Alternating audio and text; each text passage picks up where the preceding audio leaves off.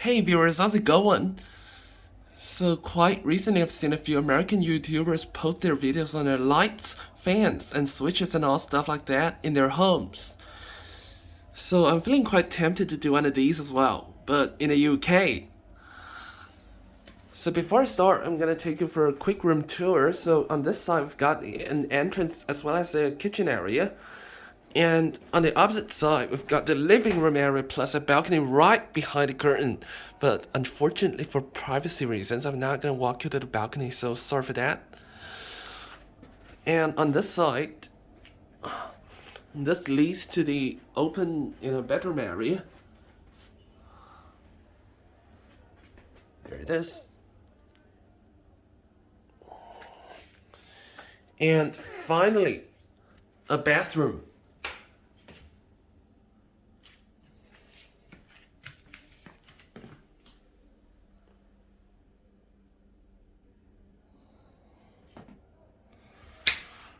Right, that's it for the room tour. And back to the entrance, we've got the triple light switch here. One thing you might instantly notice is that the size is totally different from American standards.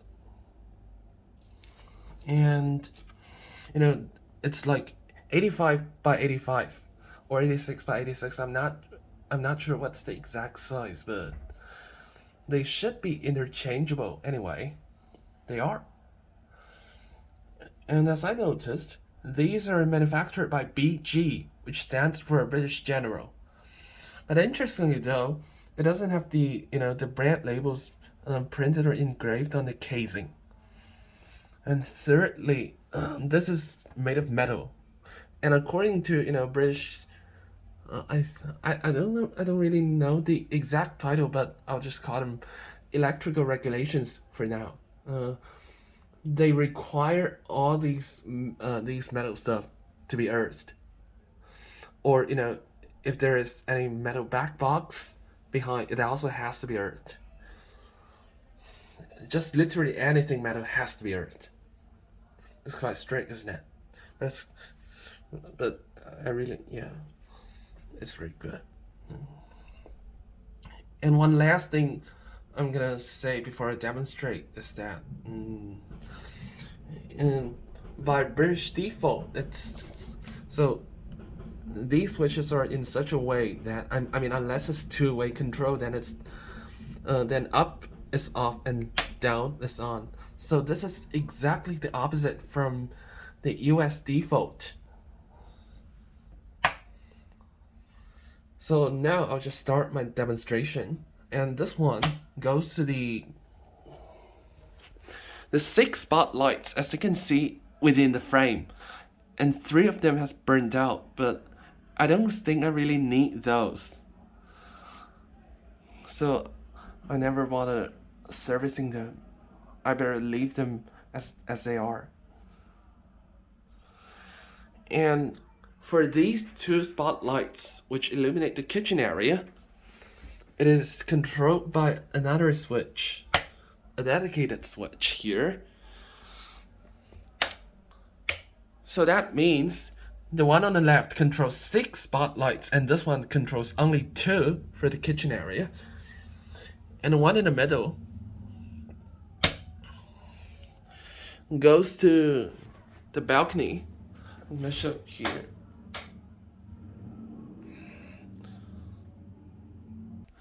Just a little bit of detour from the switch, but I'm gonna explain you the lights that I use for the spotlights are GU10, like this.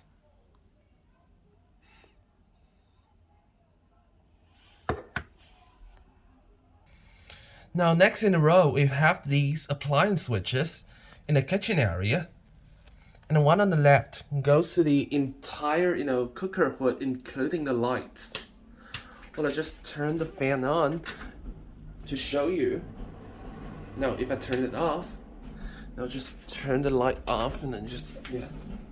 So that basically confirms the whole thing. So, sorry, controls the whole thing. Sorry. And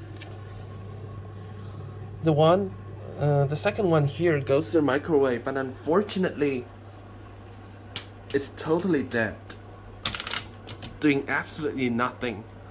Oh, sorry, just give me a second. I'm just gonna turn the motor off and just gonna leave the light on. And the third one goes to the fridge, which is right here. Got a little, got a mini freezer compartment on the top as well. And the last one goes to the hob. Right, just turn it off. Well, for those curious about these light bulbs in cooker hood, so these are just small Edison screw LED chandelier bulbs. 2 of these. I just covered them up using foils to minimize brightness loss, So that is to say, to maximize the brightness output. Right, let's just pop the cover back on. So on the left and the right, we've got these 2 portable lights, 1 table lamp, and a floor uplighter. So for both of these, we've got 8 to 7, standard Edison screw. Got Philips dimmable bulbs in each of these. And before I demonstrate, I'm gonna explain how to run the wires. So this is a master plug, which supplies both lamps, and the plug goes to the dimmer switch, which leads to another socket, and that socket goes to another, goes to the extension board. In this case, functioning as a splitter. So just ignore the Apple plug there, because I just dropped it there. It was for my iPad charger. Yet I would definitely never plug it there. It simply would burn out. But anyway, the white plug on the left goes to the table lamp, and the black one goes to an extension cable, or extension cord, however you like to call it, and all the way behind the sofa as well to this floor uplighter. I would usually control these lights with the dimmer here. So if I hold the button, then the brightness is gonna change. The same happens for this as well. Then if I tap the button, then it's simply on and off. Quite simple.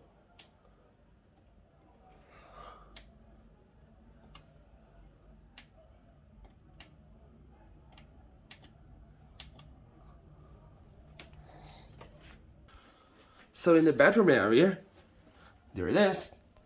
So on the ceiling, we've got these 3 spotlights, and they're also GU10, but yeah, but they're less brighter than the ones in the living room and the kitchen, because I don't really need that bright. So it's controlled by this switch alone. I'll just show you. But I wouldn't really usually need these at all. Instead, I use this one. I also bought separately, the LED light strips from IKEA. And I also got this remote control. It's not really specifically designed for this fixture or the power adapters that accompanies it, but it's designed to be compatible anyway. So we don't have the color feature. It's absent, but anyway, we just have to, on and off. If you tap the button, or if you hold the button, well, now it's getting brighter. And if you hold the lower button, it's gonna get dimmer.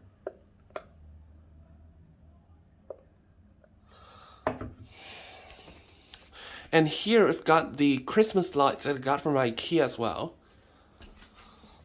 and simply on and off from the wall switch here. And one thing you would notice on these British wall sockets is that almost each of these comes with an independent switch, and that makes life a lot easier by easing us from the hassles of having to otherwise we have to unplug stuff every time when we don't need it. So that's really a convenient feature. And now I'm gonna proceed to the bathroom. So here's the interesting bit. This switch goes to the exhaust fan, and watch what happens when I turn it on and then off. Well, I'll just turn the light on anyway. So if I turn it on, the fan starts running. But if I turn it off, the fan's gonna stay on for a certain amount of time before it, turns off automatically. So how does this work? I'm just gonna explain. So what I'm controlling from that end is simply a signal switch. It is a live wire, but it only functions as a signal. It doesn't supply power to the fan. So what it does though, the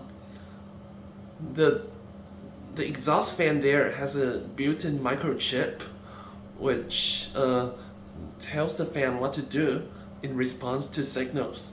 So now if I turn it on when a signal is present, the fan then would decide to run continuously 24/7. But if the signal's out, the timer then kicks in, and after a preset amount of time, in this case it's like just over 1 minute or so, I don't know.